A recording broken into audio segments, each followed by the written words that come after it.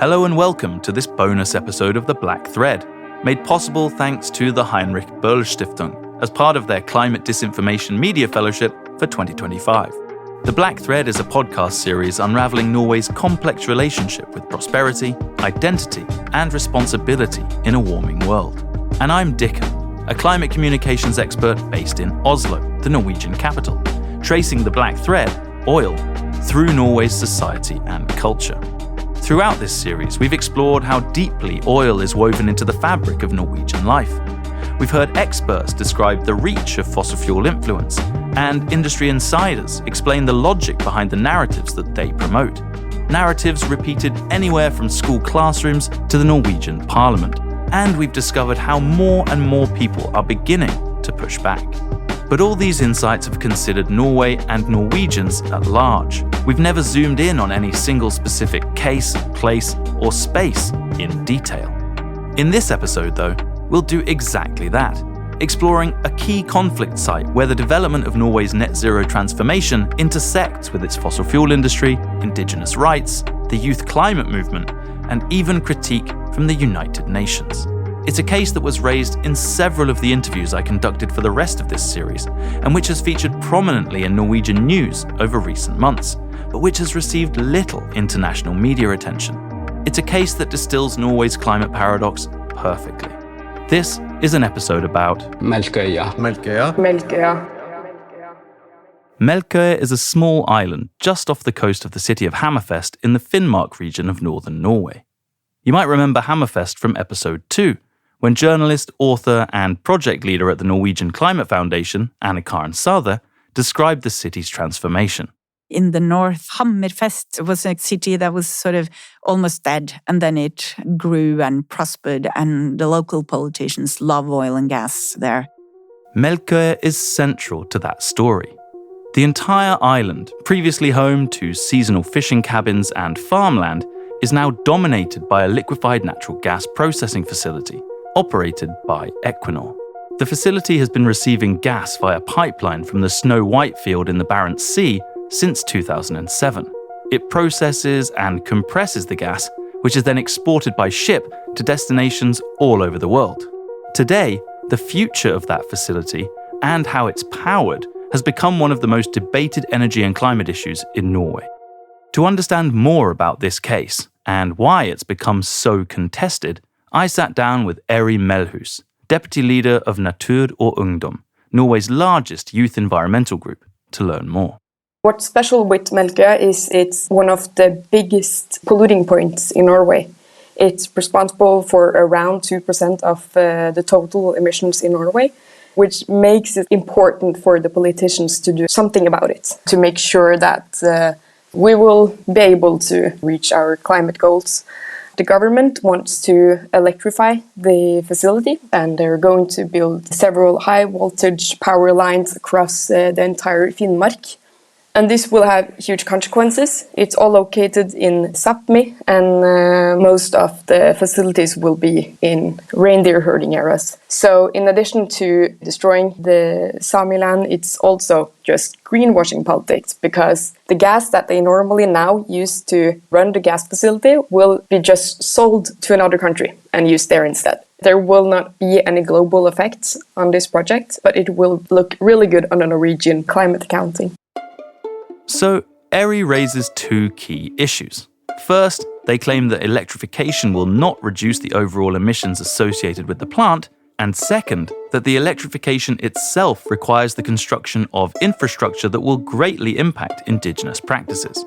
Let's look at each of these issues in turn, starting with the emissions.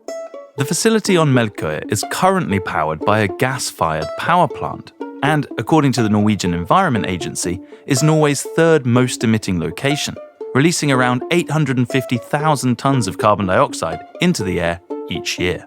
Its planned electrification is pitched as the single largest emissions reduction measure taken by a Norwegian government so far. However, Eri describes the proposed electrification of the gas plant as greenwashing. But what does that actually mean? According to the United Nations, greenwashing is the act of misleading the public about how environmentally friendly a product really is, taking its entire life cycle into account. For example, As we discussed in previous episodes, though Norwegian oil and gas may, at present, have lower production emissions compared to other oil and gas products, that does not make it quote-unquote climate-friendly.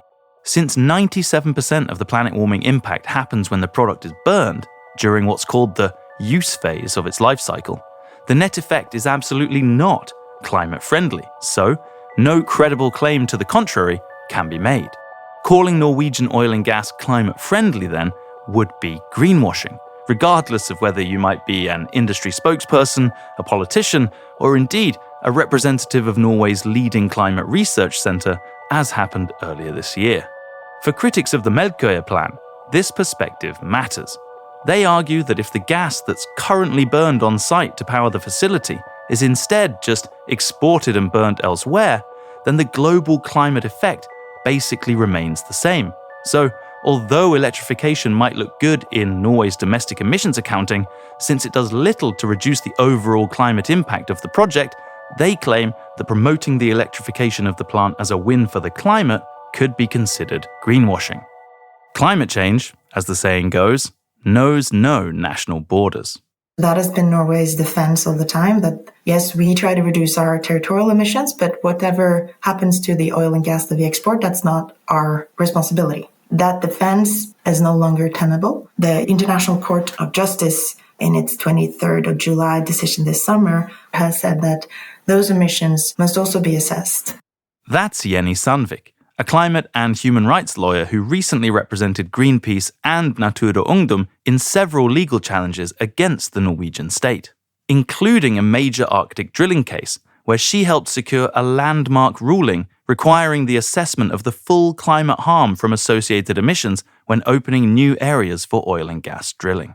Though Jenny's work is not associated with Melkøya, this outcome may have implications for the case.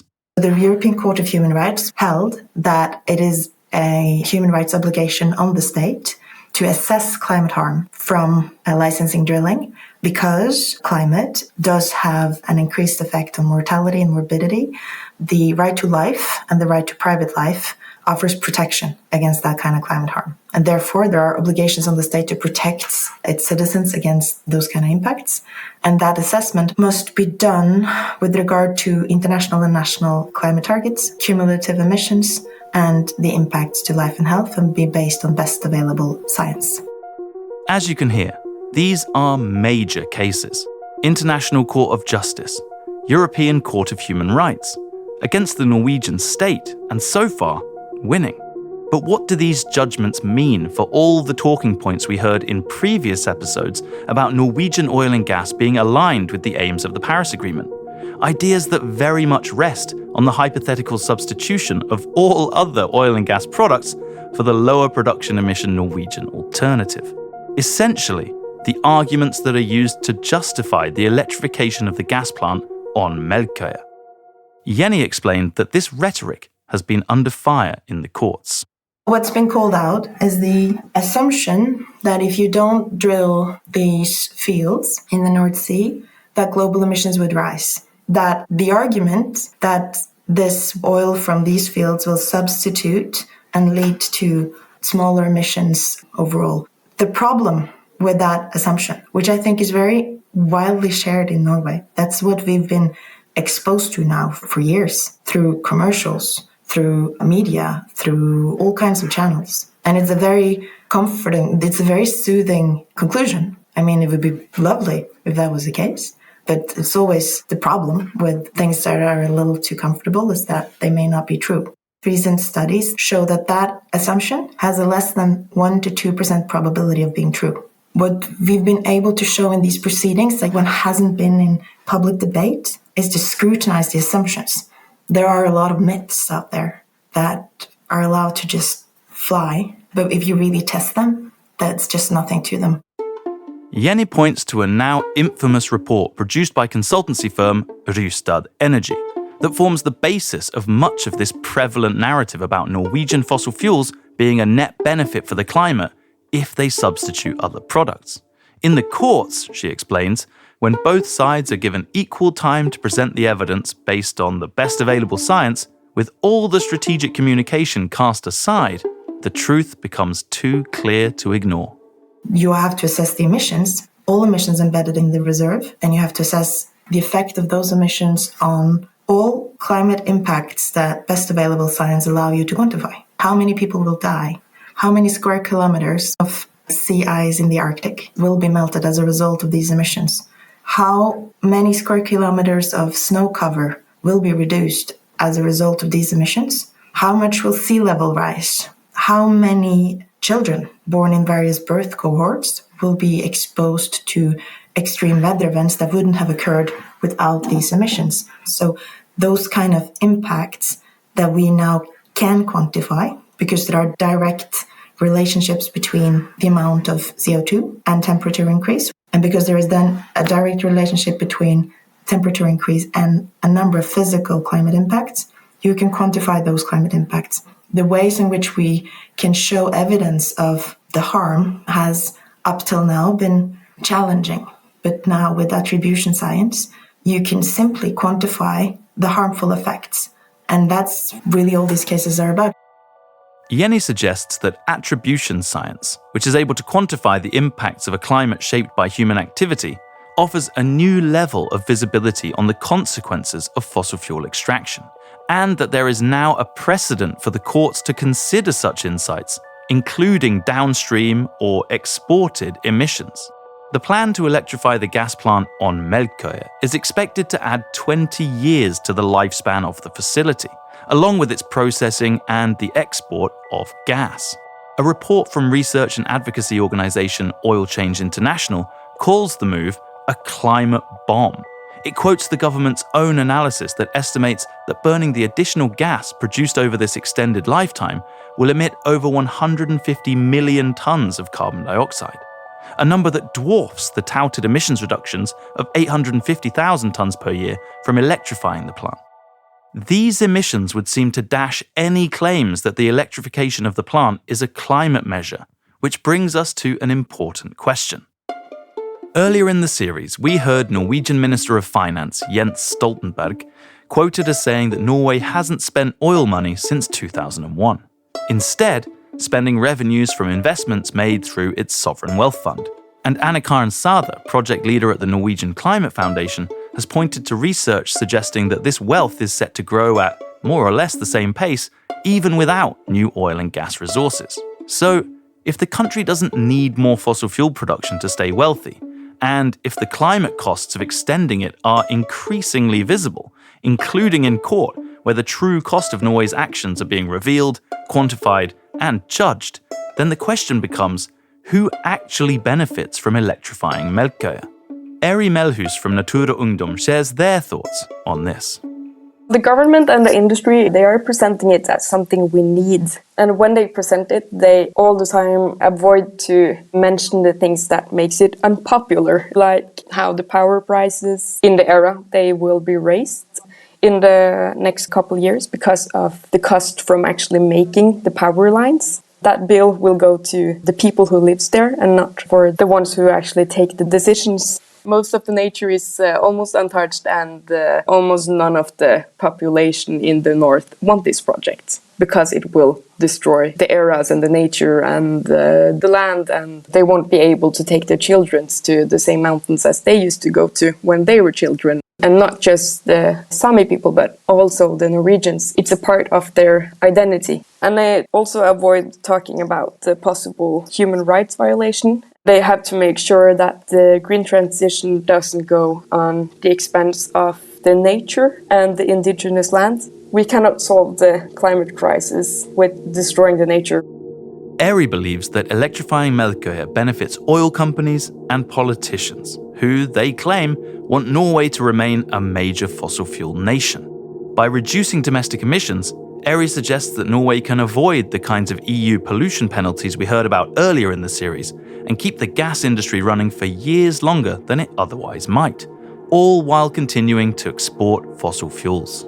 The gas from Melkøya will go primarily to Europe, where, as we've heard previously, though it may fill a gap created by the decision not to import Russian gas, experts believe such a move serves to prolong Europe's reliance on fossil fuels rather than encouraging it to build renewables. But Eri raised another important point of contention, that the wind farms planned to electrify the facility would be built on Sami land, interfering with ancient reindeer herding practices. As we heard in an earlier episode, those lands carry significant cultural and spiritual importance for Sami communities. An Oil Change International report called the proposed electrification of Melkøya, quote, another slap in the face for Sami rights. But what insight can a Sami perspective bring to this case? I spoke to Beaska Nilas, parliamentary leader of the Norwegian Sami Association, to learn more. With the Melkøya decision and the electrification, we are looking at 12 to 13 new record-sized wind power plantations in an area that is already used for reindeer husbandry, and some of the districts are already heavily affected by other industries that are already built. So this comes on top of that. So we are looking ahead now a few years of really big fights on top of the ones we already have. The government never consulted with anyone when it came to decision of electrifying the gas plantation. Last year, for the first time in history, the Sami parliament decided to sue the Norwegian government regarding electrification of Melkøya. Beaska describes the Melkøya case as yet another in a long line of land and resource grabs carried out by the Norwegian government, without due process. In every matter that regards the Sami people, we should have a say, and also we should have free, prior and informed consent. It means that every party should be fully informed about the matters, every party should be fully involved, every party should be at the table, and then give an informed consent or no. That process is very often ignored, and they just jump straight to conclusion. So Norway, as a human rights defender, is very false. The body in UN that surveils Indigenous people's rights recently had a report on Norway, a nation report, that very clearly states how Norway is violating rights, and especially free, prior and informed consent. And we also have a system in Norway where it's basically a build first, ask later policy. Beaska describes cases where mining was started or wind turbines were constructed, all without permission. After hearing these insights, it's clear that the Melkøya debate isn't just about emissions or electricity. It's also about people's lives, the people whose land is affected, whose traditions are disrupted, and whose voices don't always make it into the decision-making process. And there's another group whose experience often gets overlooked in stories like this too: the workers at the plant itself. If you've been following this series, you'll remember how often the idea of the oil worker comes up, this hero of Norway's modern success story, the backbone of the national narrative. But on Melkøya, that picture becomes a bit more complicated. Because alongside the political debate and the land use fight, Melkøya has also been the center of repeated concerns about worker safety. And Equinor, as the operator of the plant, has faced repeated criticism for issues on site and the treatment of staff employed at the facility. One case involved a fall from height that left a worker with a broken leg. According to reporting of the case, staff had already raised concerns about the condition of the safety equipment, but the problems hadn't been fixed before the accident happened. And this wasn't an isolated incident. Over the summer, the Norwegian newspaper VG conducted more than 40 interviews with people connected to the facility. Workers described symptoms they believed were linked to gas exposure: nosebleeds, memory problems, breathing difficulties, even vomiting yellow foam. In one incident, 13 people were sent to the emergency room. Several said they struggled to get proper follow-up afterwards, with others saying they'd been told to keep working even when alarms signaled a possible gas leak.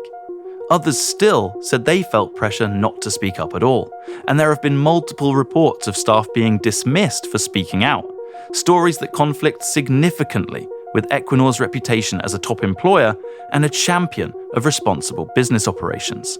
It's a very different picture from the one we often hear about Norway's oil and gas sector, the safe, stable, well-regulated workplace, and it complicates the idea repeated so often in Norwegian public life that the industry looks out for the best interests of Norway and its people. In many ways, it seems that Melkøya represents the unraveling of the black thread, a case where the alleged greenwashing is clearer to see, where the realities of working conditions and the treatment of oil and gas workers comes into sharp relief with those of the national narrative, and where the Norwegian government is taking decisions that choose oil and gas over nature and colonial oppression over justice. All this reveals that the electrification of Melkøya is not a green milestone. It exposes the contradiction in Norway's global image quite neatly. A nation celebrated for human rights and climate leadership, yet here revealing a willingness to prioritize wealth and energy exports over ecological and social responsibility. With all this in mind, I asked Derry Melhus from Natura Ungdom what they would say to Norway's politicians if they had the chance. First of all, it's important for them to take climate action. They do have a big responsibility. For my generation and every generation coming after, they have a huge responsibility to take Norway in the right direction and in a greener direction. And I think it's important for them to actually follow up what they promise. I need them to make sure that the climate politics actually cuts emissions and isn't just greenwashing politics, as it is right now. In this bonus episode of The Black Thread, we heard how a project that looks like a climate win on paper can still contribute to far greater emissions once the full picture is taken into account. We've heard how human rights, indigenous land use, worker safety, and questions of greenwashing all converge in the case of Melkøya, and how increasingly the true costs of Norway's continued fossil fuel extraction are being brought to light. There's a phrase in Norwegian, bjørnetjeneste, or a bear's service, that springs to mind here. It's an expression that refers to a fable about a bear using a stone to swat a fly on its sleeping companion's face, and, in doing so, killing the companion. It's about actions that have good intentions for the recipient, but ultimately leave them worse off. Despite looking good in Norway's domestic climate accounting, the net climate impact of the proposed electrification of Melkøya is not a good one. To me, that sounds like a bjørnetjeneste. Indeed, Melkøya is a cautionary tale. It's a reminder that renewable technology alone doesn't equal climate leadership, and that the intersection of economy, energy, and ethics can still leave communities and the planet paying the price. It's also worth remembering who the legal challenges we've discussed are aimed at. Cases like this aren't brought against companies like Equinor. They're brought against the Norwegian state. Under Norwegian law, it's the state that issues the licenses, sets the frameworks, and carries the responsibility for whether a project should go ahead or not.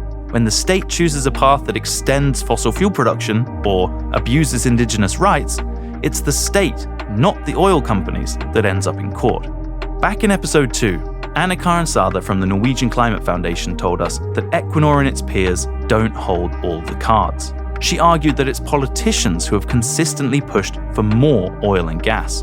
And Melkøya is an example of that dynamic in action. It's the government that sets the direction. The same government elected by the public, the same institutions meant to safeguard rights, land, and the long-term interests of the Norwegian people. And that matters because of everything we know about Norway, Norwegians, and the values that define them. Norway sees itself as a climate leader, a defender of human rights, and a force for good in the world. But Melkøya shows how difficult it is to uphold that image while continuing to expand oil and gas extraction. Once the slick storytelling and the rhetorical gymnastics fall away and the facts come into focus, the idea of a climate-friendly oil nation becomes impossible to maintain. The gap between the story Norway tells about itself and the decisions it continues to make is the heart of the Norwegian paradox. A nation with strong values, strong institutions, and a strong sense of fairness, yet one that can still struggle to align its actions with those ideals when it really matters. Melkøya makes it clear. Sooner or later, Norway will have to choose between the story it tells itself and the truth the world is already beginning to see. Thanks for listening, and catch you next time. The Black Thread is a collaboration between Communicating Climate Change and Klimakultur. It was written and narrated by Dickon Bonvikstone, produced and edited by Liva Solid Schullerud, and the executive producer was Vigdis Bonvikstone.